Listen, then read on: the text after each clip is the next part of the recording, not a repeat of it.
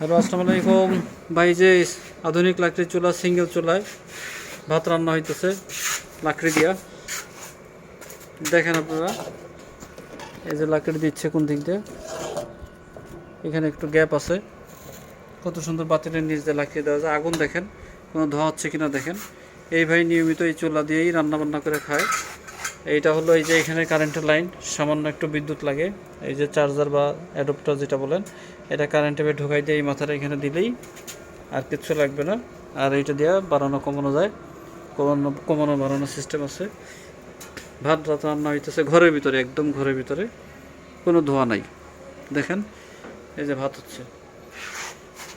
যারা স্বল্প আয়ের মানুষ আছেন, অল্প ইনকামের যাদের মানুষ আছেন তারা এই চুলাগুলো দিয়ে খুব সাশ্রয়, অল্প টাকার ভিতরে প্রতিদিন রান্নাবান্না করে খাইতে পারবেন, কোনো ঝামেলা ছাড়াই, এবং একদম সাশ্রয়ী, গ্যাসের তুলনায় অনেক সাশ্রয়ী। ঠিক আছে, আসসালামু আলাইকুম।